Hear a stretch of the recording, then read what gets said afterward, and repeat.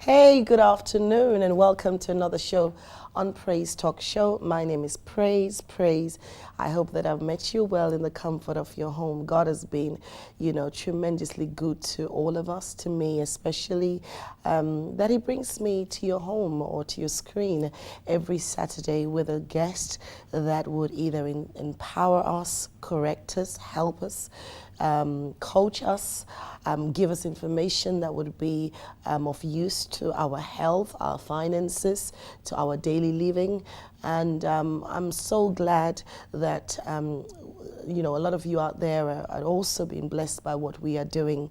I especially want to thank those of you that are on a weekly basis now, especially my viewers on Facebook, that are sharing the videos. Up until today that I'm doing this recording, somebody shared Praise Talk Show on her page. I want to say thank you very much.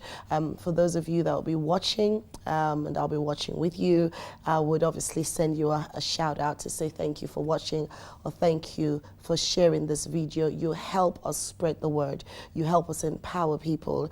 Amazingly, last week's show, speaking to someone this week, and she was telling me what she was doing from the show. She said, I've watched it over and over and over again so that she can make use of the information that we're bringing your way. I want you to know that help that I recently discovered is when you prosper in a specific area. Many of us are constantly looking for help, and my question at one time was like, Lord, how do we now recognize the help that is sent our way? And then how are we able to now say that we have received help? And then I had a man of God say, help is when you prosper in a particular area. And so whatever we're bringing your way today, if you were to take it, apply it, and work with it, then your help has come, because you will definitely be able to prosper in it. The Word of God tells us as well, from Joshua chapter 1 and verse 8, that if you take this Word of God, meditate upon it day and night, and do not allow it to depart from your mouth. Keep speaking it, keep saying it, keep confessing it. It says you would have success. And that is help. Help is when you see what you want. And my guest today is one of those people she has a tremendous testimony. Some people will say it's her story, but from that, God is using her as an international speaker, a woman that is empowering other women in other areas of their lives and helping them to tell their story. Stay tuned, and I'll be bringing her your way shortly.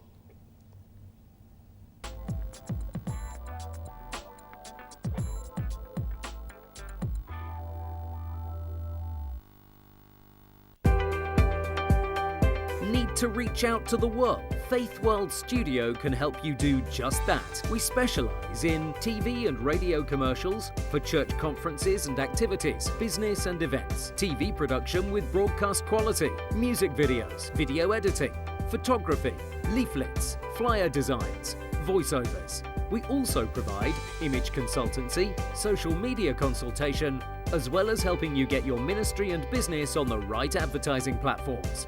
For all media solutions for your ministry and business, contact Faith World Studio today on 0207 635 6197 or visit faithworldtv.com. Faith World Studio, helping you to reach the world.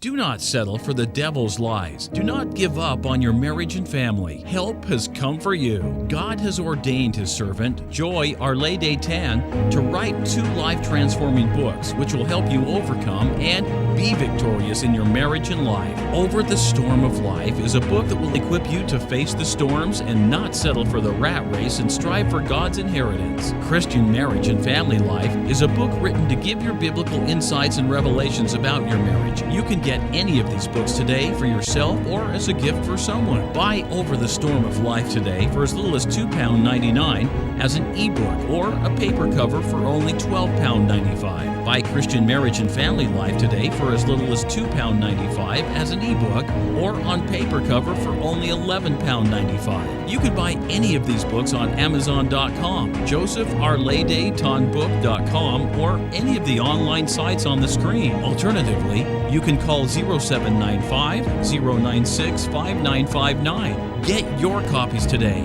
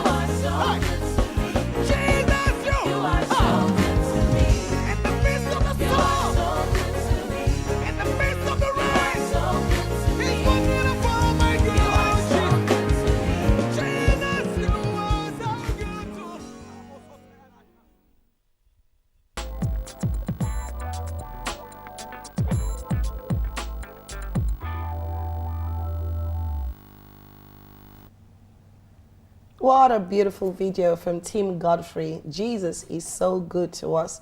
You know, I was just speaking to my guest just now to talk about the quality of what, you know, this minister of the gospel produces all the time.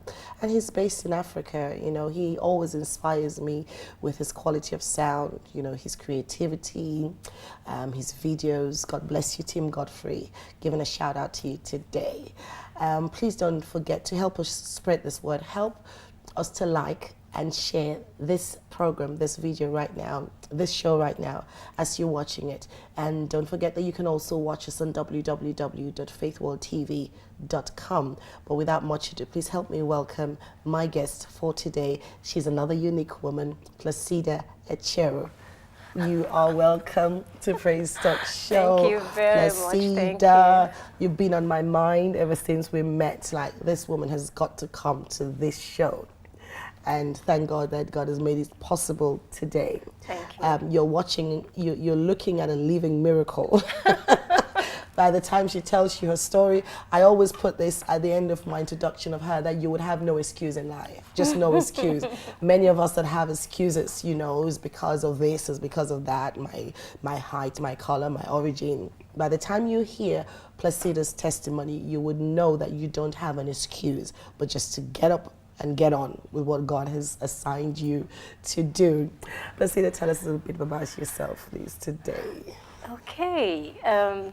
You know when you said to share a bit of my story, and I said to you, what part of this story do you want to me to share?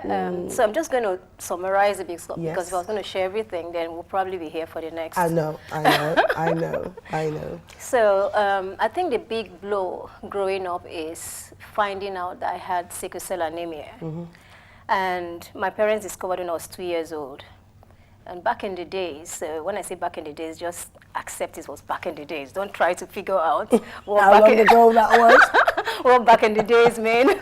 So anyway, back in the days, it wasn't quite known what it was. So kids used to die, and they used to think you were one of those children who died and came back. So one day, my parents dropped me off with an auntie in the village. And by the time they came back, my auntie had slashed my face. So I've got some marks because she thought I was one of those children who came to trouble their moms, you know. And so I had that mark on my face. But my parents didn't make me feel any different. So they raised me like they raised all the other kids.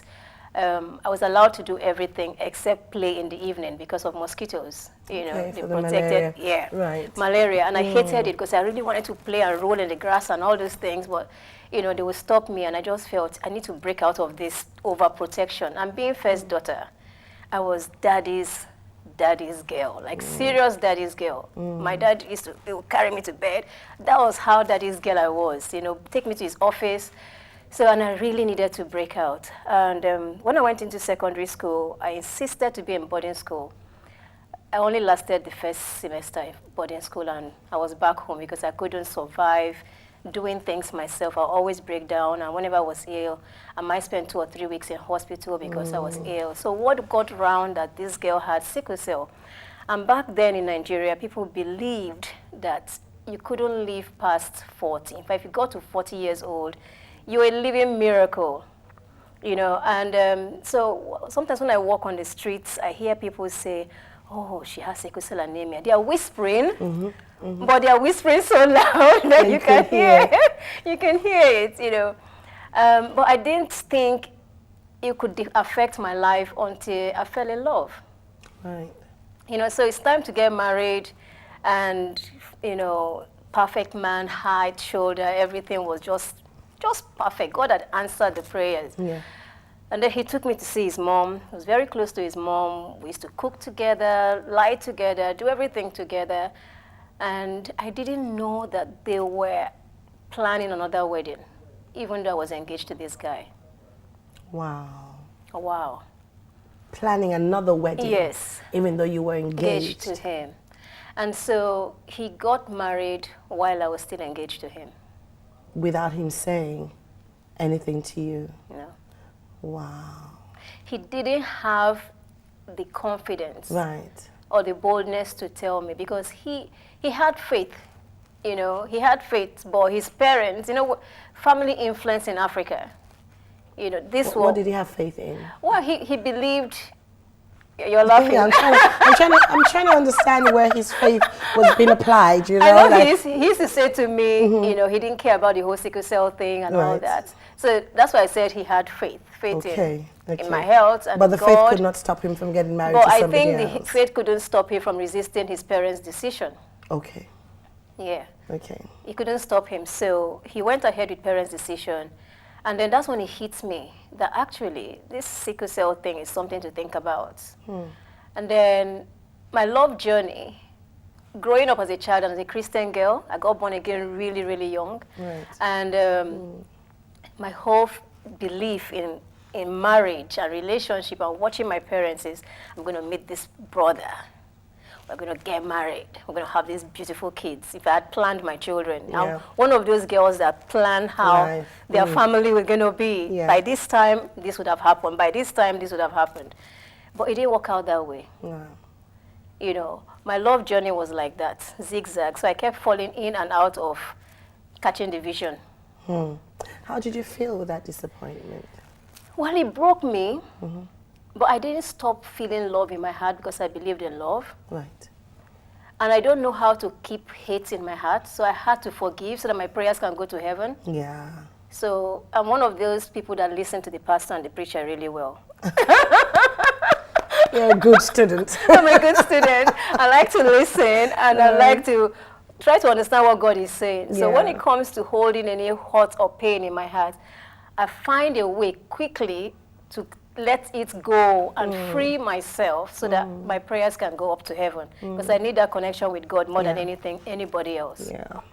So I quickly had to forget, move on, kept meeting people who, you know, they prayed and they saw the vision. And I think I'm a nice person, so they always catch the vision. You know, when they catch the vision and the vision didn't tell them that there is something in her.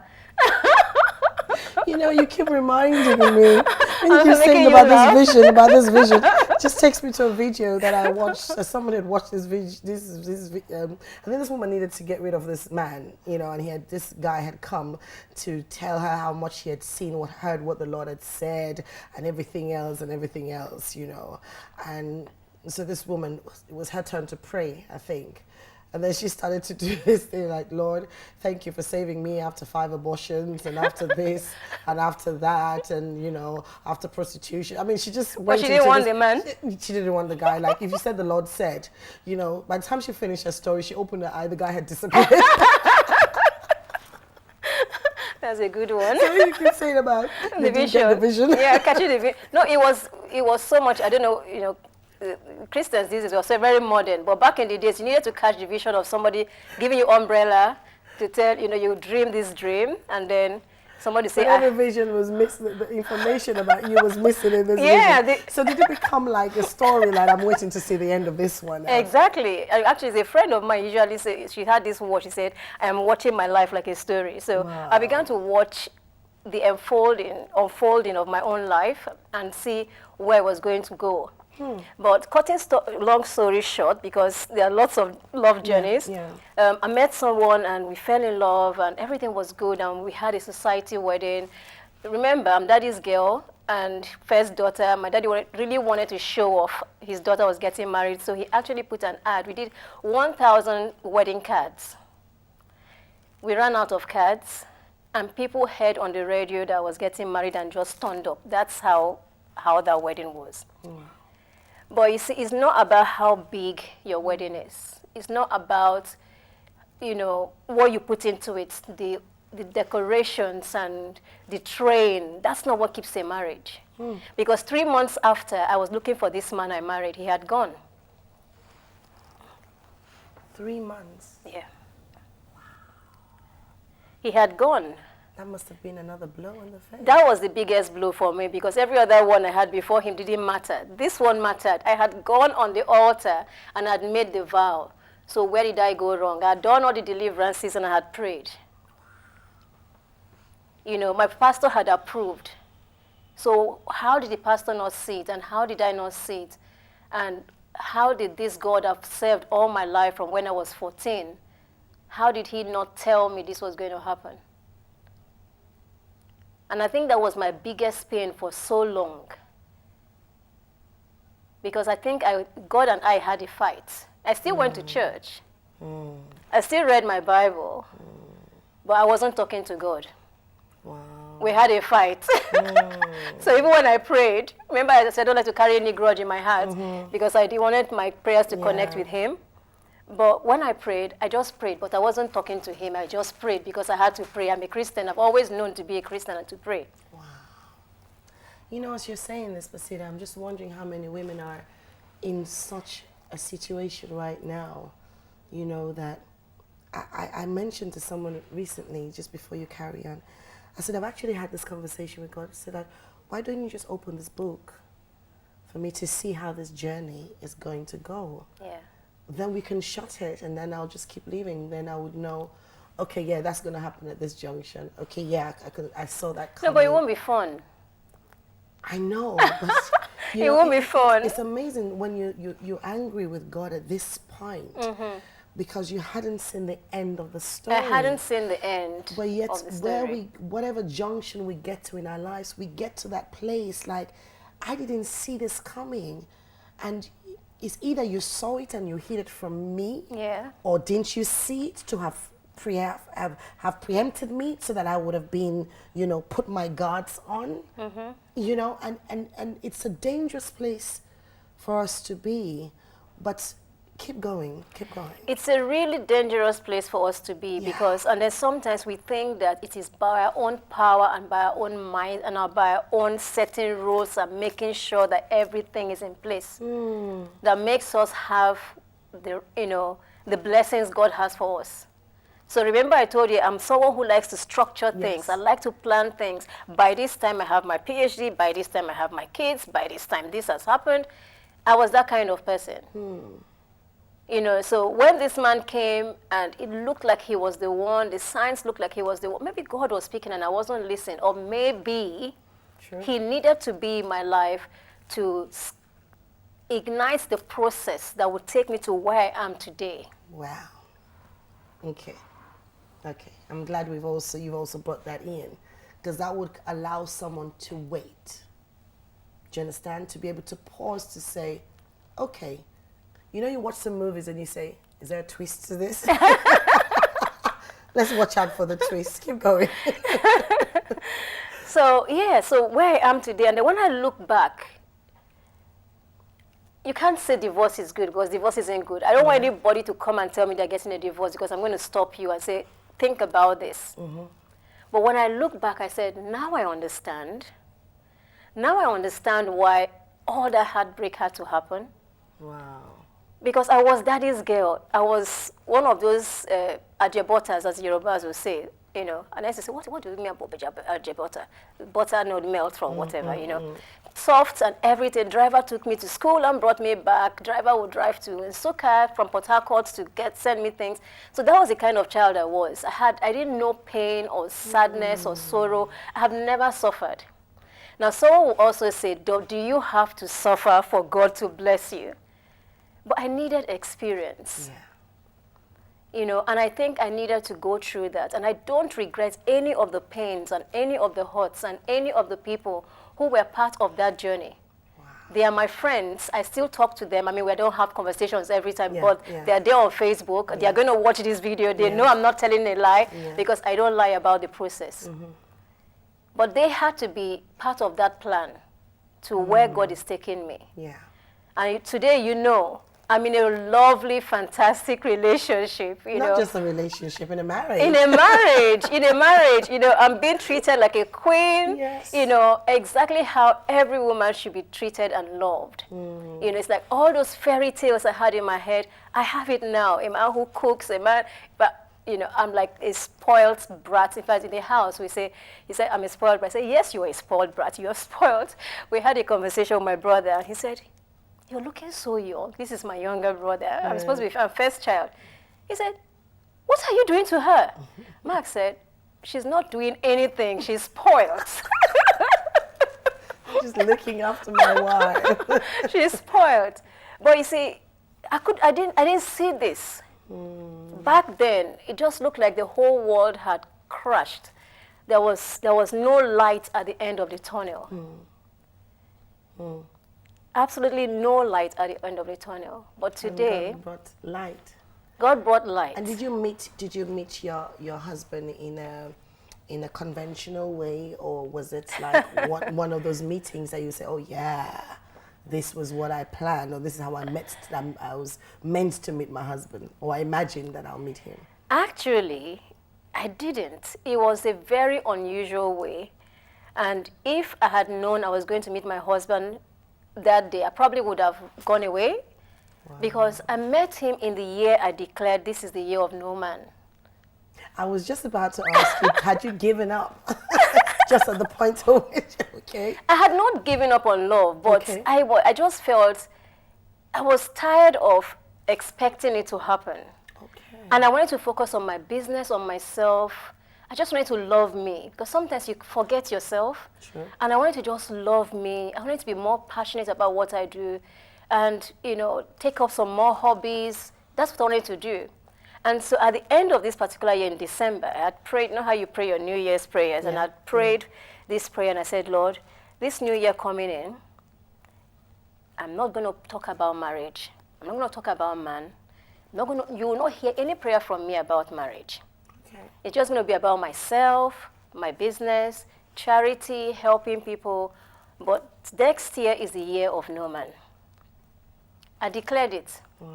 And on the 3rd of the following year, January 3, it is so funny. I met the man who is my prince. I call him On the 3rd day shall rise again. On the 3rd day.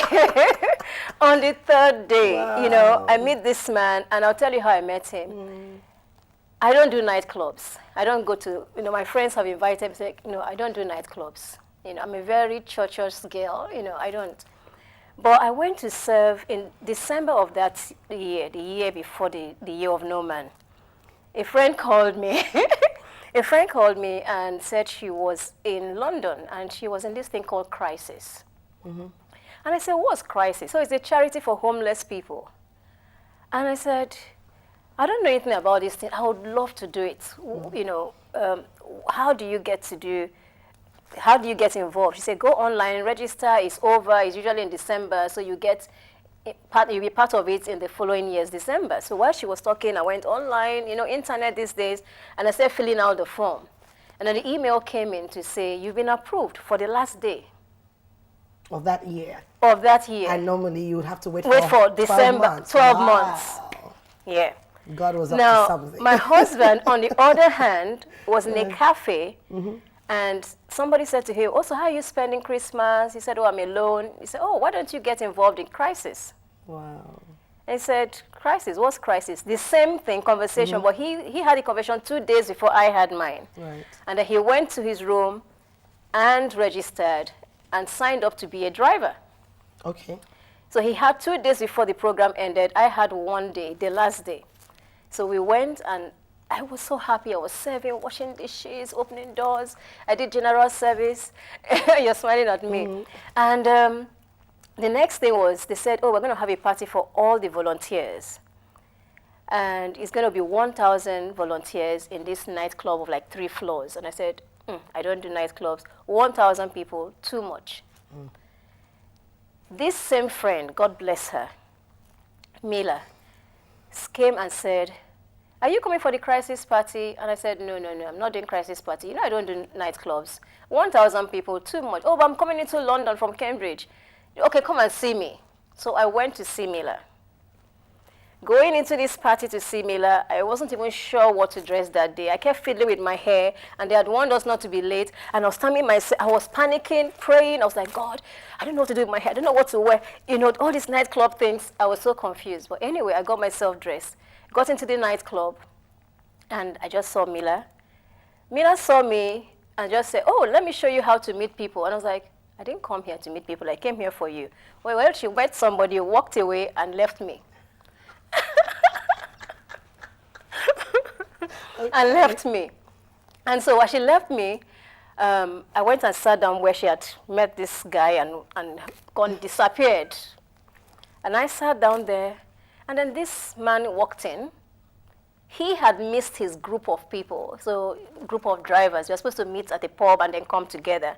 He went to the pub and didn't find them. So you see how God was setting me up? A master planner, Master planner. He was setting me up. So he came in, he had missed his group of drivers, came in, just looked, saw this lady sitting down, smiled, and it's very unpolite not to smile back. So I smiled.